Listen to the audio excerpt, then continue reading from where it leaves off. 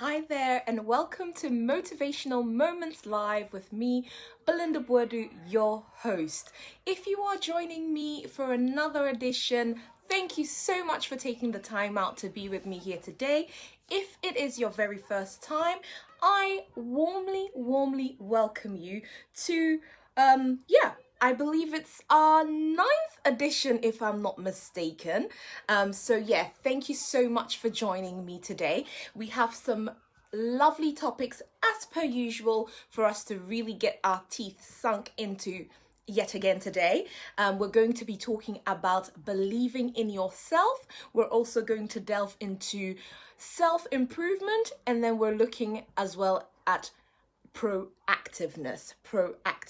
Before, however, we go into our topics for today, I'm going to just share with you very briefly what Motivational Moments is all about. Motivational Moments is part of Impart and Impact, which is a career, education and business consultancy operating pretty much all over the world, but specifically in the UK and in Ghana. And Impart, Motivational Moments Live is a part of that reaches out to all of you who may be watching me today, to bring you the motivation and inspiration that you need to keep going and get the job done. So that really sums it up in a nutshell. What I would love for us to begin with today is talking about believing in yourself. Why did I pick this topic today?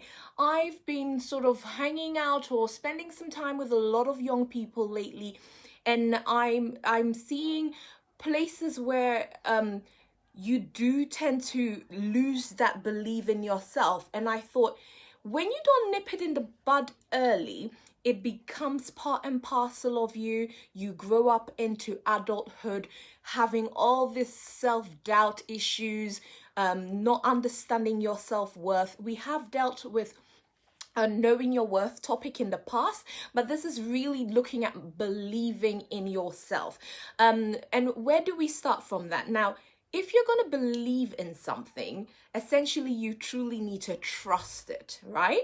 Before you can fully say, yeah, I believe in this thing, you need to trust that thing. You need to trust that it's capable of doing that which it says it does. You need to be able to vouch for it. And often we lose our self-belief when we can't vouch for ourselves. I hope that sort of makes sense. When we can't really trust that what we say we will do is what we will do, right? So in order to build a self-belief, we have to build ourselves from the ground up, understanding first of all who we are, right? If you don't know who you are, it is so easy to lose faith in yourself, right? It is so easy to fall for anything that anyone says. When someone comes calling you names, when someone comes saying that, well, you are incapable, when someone comes and tells you that you're ugly, you're fat, you are just not capable of doing that which you say you do, you fall for it because you haven't built yourself up from the ground up. Can you go to a doctor who has trained for 7 odd years to specialize in their career, to specialize in that field, and tell them, I think you're pretty rubbish, you can't do what you say you can do? If the doctor hasn't proven otherwise, when we go see our doctors, we fully trust in what they tell us.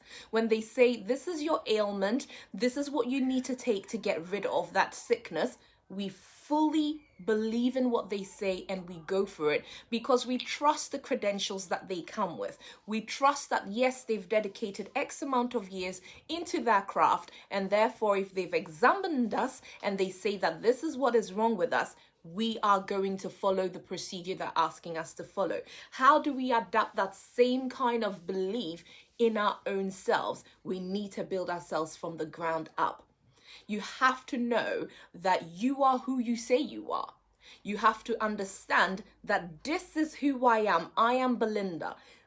These are the things that I am extremely good at, but also these are my weaknesses. And I'm going to make the continuous effort to improve daily and to ensure that I am better today than the woman I was yesterday, than the man I was yesterday. We have to build ourselves up from the ground up. It is absolutely essential. If you're going to believe in yourself, you need to know that you are worth believing in. If you've never fully given yourself the leverage that will allow you to do what you wish to do or fulfill that which is inside of you, you will find it incredibly difficult to believe in yourself. And it's not a fancy wishful thinking kind of thing, it is tangible. Because so often we are deflated when we come across instances where we hit a wall and that wall says, this is your limit. This is as far as you can go. This is how good you are. You can't go beyond that. This is your glass ceiling. You can't reach above that. And then we're like, okay, well, this person must know better than me, so this is my limit. Do you understand what I mean? When we're going for job interview after job interview and you are receiving no after no after no, whether you like it or not, at some point in that process, you are going to doubt yourself. You are going to think that maybe you aren't very good for the jobs that you are applying for. Maybe indeed there are other candidates that are way better than you, and therefore let me crawl into my shell, let me give up on myself and let's end it there. But that's not how it works. Now, I will be bringing in self-improvement along with the topic of believing in yourself because they go hand in hand. If you are hitting a wall constantly, if you are being told no constantly, in the example that we're using here about the job interviews, and the candidates may well be better than you, what do you need to do? You need to go on a journey of self-improvement. Now, that doesn't have to be a huge, drastic, changing everything about you, but it is ensuring that day by day you are improving where your weaknesses lie. It might even be as simple as improving the way you interview when we're referring to that example. You might be perfect at your job, but you might be really bad at interviewing. And the interview is the key between you getting the job or not. So if you're not very good at interviewing, that's where you need to self-improve, right? But you first of all have to believe in yourself. You have to know for a fact that I know I can do this job with my eyes closed. I know I can run this business with my eyes closed. I know that even though I might not be fully there yet, I know I have all the capabilities, all the potential to throw myself knee deep into learning and hit the ground running. It is the only way you can go ahead and take what you believe belongs to you or occupy the space that you believe you need to occupy. It is simply not good enough being comfortable or being content with where you are right now. There are multiple levels of who you are, where you're supposed to go, the heights you're supposed to climb. And we just haven't reached it yet. I mean, I don't care who you are listening to me right now, what you're doing, you haven't reached it yet. There will be one area or another, even if you are absolutely 10 out of 10 in a dozen areas, there will be one area that needs you to be better in, right? So in order to go on that journey, you need to know that, yes, I am capable of doing this. If you're applying for a particular job, yet again, I'll use that example. If you're applying for a job and you're going into that job with trepidation, you're going into that job not very sure whether you can do it, not very sure whether you can handle it, it will come through. It will show. It will show during the interview process. And even if you manage to wing it perfectly during the interview process, when you start the job, the cracks will show. But someone that believes in themselves tackles things head on and say, I can do this. I can do this. No matter the obstacle that I come across, I can do this. It doesn't mean that everything or every element of it is going to be smooth sailing, but for sure, you will be able to achieve whatever you set your mind to achieve. It's that simple. You can do it. You are capable. But first of all, you have to believe in yourself. And to be able to believe in yourself, you have to put in what you're trying to pull out. You won't be able to do what is not inside of you. So it is important for us to be able to develop ourselves to the point that we're able to take out something that's already in there. If a person sort of has been just lands on the planet Earth, and has no clue how anything operates, how anything works, you can't expect them to do anything for you because there is nothing there. I'm using a ridiculous example here, but I'm just trying to show that you can only go as far as what you have already built up inside of you. That's exactly it. So to be able to believe in yourself, you need to build yourself up from the ground up. For some of us, it's furthering our education.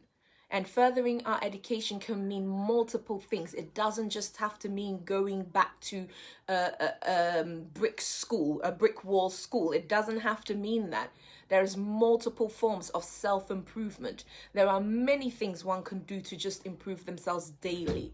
For example, let's just say, if you're hoping to be something like a public speaker, that doesn't necessarily require a university degree per se, but it requires you having a really great understanding of how to capture an audience. It requires a really good way of speaking.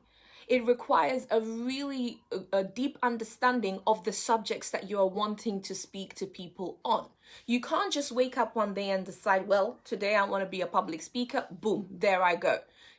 Sometimes nowadays the world makes it all too easy for people to think that it's super easy to do whatever you want to do, as long as you have the numbers, as long as you have this, as long as you have, the social media element of it. But having the numbers is very, very different from actually doing it and doing things successfully.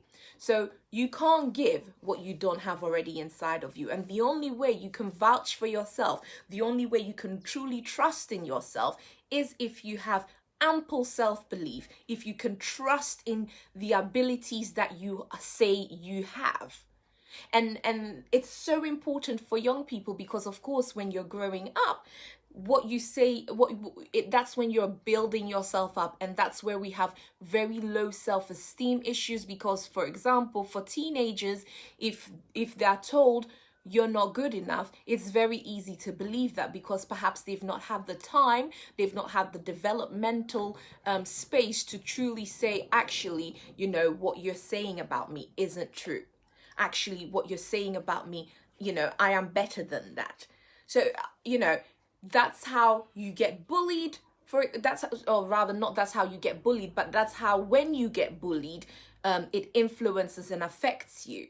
So for us, maybe if you're an older person, or if you're into your adult years now, and you are having self-esteem issues, or you don't believe in yourself, you might have to sort of think back at, did you get the opportunity to build yourself from the ground up? Were you exposed to positive words of affirmation or negative words of affirmation? What we hear around us, especially as we're growing up, certainly influences our way of thinking. So if you're a mother, if you're a father, a caregiver listening to me right now, you certainly want to make sure that you wrap your children, or, the people you are caring for, young people you're caring for, with as much positive self-affirmation as possible. Even when they are not fully doing, the task properly, even if they're not grasping it 100%, let your words be encouraging rather than one that is detrimental to how they feel about themselves, because we certainly do take this into our adult life, and it begins to affect how strongly we believe in ourselves. So build yourself from the ground up. And then I want to start sort of shifting into self-improvement. It's no good staying in a la-di-da, you're perfect, everything is fine with you, Those things are all good and well, but if you yourself cannot see or understand that self-improvement is for your own benefit, then you are running yourself into the ground, basically. every single day, you need to aspire to do something, as small as it might be, that's going to make you better than the person you were yesterday, right? So for some of us, we might have specific targets. We might have specific goals, certain things that we're trying to reach, certain things that we're trying to aspire to do. And as I mentioned earlier, sometimes it's a very formal process that helps you get there. You know, the doctor can't wake up and say, with daily self-improvement tools, I'm going to become a doctor. That person definitely needs to go and get themselves a qualification, a degree. But there are multiple things, you know, that we can do on a day-to-day basis that will help us simply become better persons, better people. So you need to be thinking about, what can I do for myself day to day that's going to make me better than I was yesterday, right? It might be even how you interact with others. Maybe you have a bit of a temperament, you know. It's easy to get you worked up.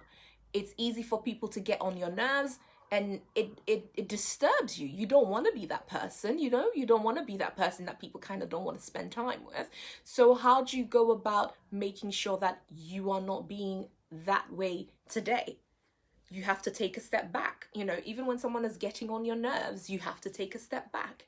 And I've learned to really sort of master that skill, where I won't respond immediately when someone says something that maybe hurts me or upsets me. It's about just taking a moment back and thinking, okay, what might be the reason why that person is saying this or behaving in this particular way, and how can I respond in a way that's not going to escalate the situation? And sometimes it's not very easy to go through that thought process. And in those situations, perhaps the best thing to do is to just walk away. You know, if you know it's going to end you up in an argument, if you know it's going to end you up in a fight, then you might just need to walk away, right? That's just to use that particular example. For some of you, your self-improvement tool might be, okay, I want to learn how to sew. I want to learn how to garden. I want to learn how to cook better. All those things you can learn to improve upon by, say, watching YouTube videos from people that do know what they're doing very well, maybe even following certain types of pages that give you tips. You know, there are so many ways in this day and age that you can learn to improve whatever you're trying to improve, and then not having to moan and lament that you don't know how to do something. I mean, it's almost near impossible to not find a solution to your learning needs in this day and age. And whether it's one that is a costly one, or whether it's a free resource, one way or the other, you can do something that can help you be a better person. Absolutely. So why is there a need to self-improve? You know, you might be very happy. You know, you think you're quite doing well, no one's complaining, you're not complaining, so surely that means you can just kind of coast along and be exactly who you want to be without needing to change much. I would say that fair enough, for now it might be sufficient, but who knows what changes are coming, you know, a month down the line, 6 months down the line, that need you to be better than where you are right now. And just like we spoke about, you know, 2 weeks ago in our last edition, you know, a year from now, a month from now, 6 months from now, you wish you would have started today. That is absolutely relevant for the topic at hand. So don't wait till there is a need for it. Don't wait till you're between a rock and a hard place before you bring about that change. Now that you're in a coasting mode, now that there are no stresses, you can take your time and improve. And you can take your time and become good at something. It might be, oh, I'd always wanted to learn French. Why want to do it and then never do anything about it? Have you taken the time to even buy a basic French learning book? Go on YouTube, take some basic French classes, so at least you can do a decent bonjour without it sounding like bonjour, you know. I mean, these are simple things that we can do that is helping us improve upon ourselves. That's not going to task us a great deal, you know. And the more you know, or the more skills you acquire, the more opportunities unfold before you. Absolutely. You won't see an opportunity in something that you simply don't have a skill in. When that opportunity comes, it will just fly by you because you do not have that skill.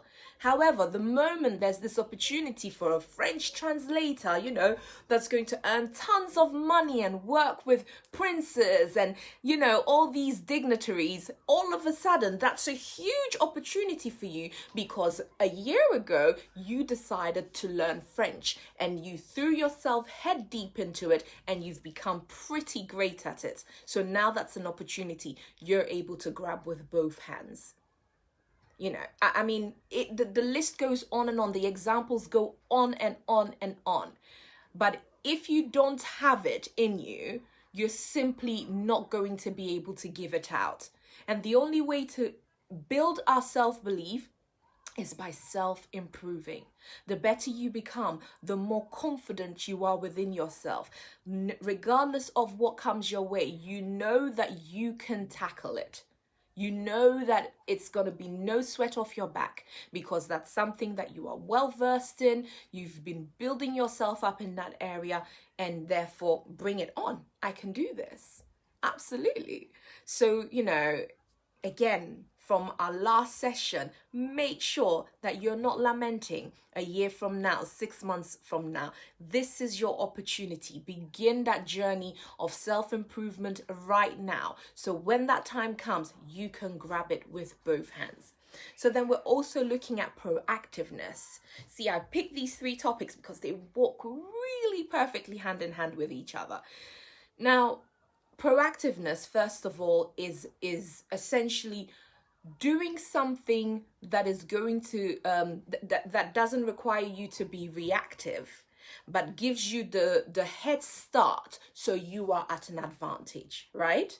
So it is so important to be proactive. So many of us, right, are just sitting back thinking, maybe even complaining, why do I never get a chance in this workplace? Why is everyone always promoted and not me? And I've been working here for 3, 5, 6, 10 odd years, yet the newbies come in and they get a promotion and I'm still sitting in the same position.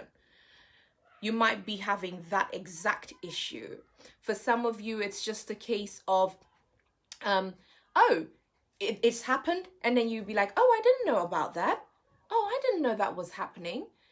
And it's because we're simply not proactive. For the person who's lamenting about the lack of promotion or the lack of opportunity, what are you doing to put yourself in a position where you are the primary person in the forefront of the boss's mind, in the forefront of the opportunity's mind, to come directly to you and skip everyone else that's around you? What is it that you are doing? Can you categorically and emphatically say that this is the effort that I'm doing? Your answer might be, but I'm working really hard, you know, and I always do what's asked of me, so why am I not getting the opportunity? Have you ever looked at what the other people who are getting the promotions, who are getting the opportunity, are doing that you are not doing? And then you might say, well, it's unfair. It's because they're younger than me. It's unfair. It's because of the color of my skin. It's unfair. It's because I'm a woman and it's a man's world. Whatever your reason might be, I can guarantee you that it's an excuse. Whatever your reason might be, it's going to be an excuse. Because if you really analytically look at what the other people are offering or bringing to the table, can you certainly assure that you have been doing all those things? Yes, you might work hard. Yes, you might do everything that is asked of you. But when was the last time you said to yourself, you know what? At the end of the month, this is the process that we go through at work. It's a tedious one. So let me take time to think about ways I can improve that process and present improvement or that plan to my managers. Have you ever done that? It's things like this, it's proactive steps like this that's going to constantly keep you at the forefront of those that can give you the opportunities mind. When you are constantly coming, and I tell you, those who are prone to be remembered or prone to be sought for are people who bring solutions. So if you are not adding to the solution, you are effectively only adding to the problem, or you're effectively just coasting along. So in order to be seen as a go-to person, you need to have the solution to the problem. The problem might be very different in your world versus my world, but when you are someone with solutions, I can guarantee you, you are the one that they will be looking for. So you have to start thinking, what ways can I show that I am the go-to person? In what ways can I show that I deserve that promotion? In what ways can I show that I deserve the raise? If you are not thinking at that level, and if you are not taking the steps to try and demonstrate yourself as such a person, opportunities will keep going by, promotions will keep going by, raises will keep going by, and you will be left behind. I'm not trying to be mean. I'm not trying to be cruel today. I'm just trying to say it exactly as it is. So we need to start being proactive thinkers. You need to start thinking of problems you can provide solutions to. You need to start thinking like someone who deserves to be in that elevated, promoted status. Because if they can't see you like that, they're not going to come to you for that, right? Back to what I said earlier, you can only give out what's already inside of you. So your boss, your manager, your teacher, whoever it might be, is not going to look to put more responsibility in your hands if they can't see you as someone who can handle it. And the only way they can begin to see you as someone who can handle it is when you are proactive about the situation. Now, say for example, you're in a school setting, right? When was the last time you decided to maybe go see your lecturer and ask for maybe the next topic coming up or the next segment coming up so you can prepare for it in advance? If you were to do that, your lecturer would suddenly start thinking, oh, wow, now that's different. Most of the time I have people coming to me saying, can I have more time? I don't understand, But you have been proactive enough to get the bulk of your work done to the point that you can now handle the next phase of your work when it's not even time for that. So in that lecturer's mind, in that teacher's mind, you have gone up in their estimation.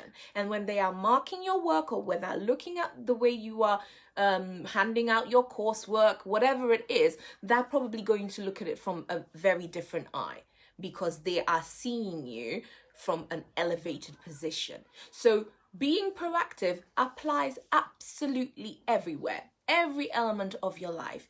Even literally, even if you are looking at relationships, if you're looking at family settings, is it important to be proactive? Absolutely. You know, is it important to try and be proactive in your marriage? Absolutely. Knowing, for example, what your wife likes, knowing what your husband likes, and not waiting maybe for a special occasion to demonstrate that you know them or that you care for them, and just surprising them with that thing. That's proactive thinking. What wife can tell me that they wouldn't be giving a ton of brownie points to their husband if they came home from work one day and the house was sparkling clean, right? I mean, that's a really simple way of putting it, but that's proactive thinking. That's the husband or the wife, whatever, thinking, what ways can I be proactive that will take off the stress from my partner, make them have a more relaxed evening, and ultimately, maybe that's not the way you're thinking about it, but bag me some serious brownie points. you know. So in every situation, when we find ourselves being proactive about that situation, you capture attention that's going to elevate you. Absolutely. No one wants to deal with a slacker, right? I mean, by the slacker, I mean the person who doesn't pull their weight. No one wants to deal with the person who drags their feet. No one wants to deal with that person who never gets it and requires so much of your energy, so much of your time in a negative manner. But when you are proactive, when you come to someone with a problem and that person says, well, try this, and you're like, actually, I have tried that, it didn't work. Have you looked at this? Yes, I did that as well. Have you done this? Then they're going to be like, oh wow, okay, so you've kind of tried everything, so that needs me to give myself a bigger push to find the right solution for you, because clearly you are a proactive individual. There is, if I kind of release my secrets here, one of the things that grinds my gears is when people ask questions that you can very easily find the answer to on the likes of Google. I just don't get it. If you come to me and you ask me that question, I'm going to go on Google and provide you with the answer. So I don't understand why you couldn't go on Google yourself. That grinds my gears. It's my personal gripe, but it's a form of lacking proactiveness. If you really want the answer, or if you really want the solution, surely you would have made the effort to go and find out. So often when I come across people who are, sometimes it's fine, you know, sometimes you want a quick answer, but there are people who are sort of notorious for doing that. And then you kind of start withdrawing from individuals like that, because it's like, ugh, I can't keep doing all your work for you. I hope that makes sense. So proactiveness is critical, and it goes hand in hand with the two other things that we've mentioned so far, which is believing in yourself and self-improvement. Those three things are like the holy grail. If you're able to tackle them all and have them work hand in hand with each other, you will really find yourself in an elevated position. You will find other people around you will gravitate towards you. You will find that people are willing to help you, or willing to help push you towards where you're trying to go, because they can see that you want it badly enough to do something about it. People don't want to work with someone that they constantly have to do everything for, where you have to spoon feed them every element, every aspect of what they need to do. And that thing, especially when that thing is for their own benefit. They've come to you, they need, you know, I will give you an example. When someone comes to you and wants you to help them with a piece of work or something like that, but they have done absolutely none of it, like none of it, right? They haven't even got scraps of paper with research that they can say, okay, I've looked at this, I've looked at that, but I just don't understand it and I need your help. It's literally like, I need your help. Okay, you need my help. What have you done? You know, how far have you gotten yourself? You can only help with something that's already there, if that makes sense. Otherwise, it's me doing it. You don't need my help. You basically asking me to do it. So let's work on that. You know, let's really cultivate that habit of working on self-improvement, working on believing in ourselves. And we can't believe in ourselves unless we've built ourselves from the ground up. Building ourselves from the ground up requires constant self-improvement, and then we can be in a position where we can be proactive and take advantage of all the opportunities that come by us, and be looked at for promotion in workplace situations, be looked at as a go-to person, maybe in business situations, or be looked at as at an elevated point of view. By elevated point of view, often that's linked to respect, where you can be respected. And often that's what so many of us are after, simply to be respected. And people will struggle to respect you when they can't see you believing in yourself, when they can't see you being proactive about your own situation. And just maybe to point out some final examples, where you can see that this is not just about workplace or not just about in a school setup. Even in social settings, if you are struggling, we're not all always at a good place. You find sometimes you have people who are struggling in their social economic status, maybe because of financial reasons, maybe relationships that have gone sour, that have left them in desperate situations. Those kind of situations tend to break us, right? Where you might have been very strong, now you're going through something that you didn't anticipate ever going through, so it tends to break you. But even in a situation like that, if you think proactively, if you already had built yourself up so you believe in yourself, you will pick yourself up very quickly. It's not to say that you won't cry. It's not to say that you won't worry and lament for a bit, but you will pick yourself back up again, because you're like, oh, Belinda, not me. It can't be me. What can I do to get myself out of the rut that I'm currently in? What doors can I go knocking on? And it's hard to go knocking on doors if you don't trust in your abilities. If you can't, vouch for yourself, you can't go knocking on any doors. So it applies to absolutely everything. I think I'm hoping, and you might tell me differently, that I've done those 3 topics justice, and that you have gained maybe something small out of it today.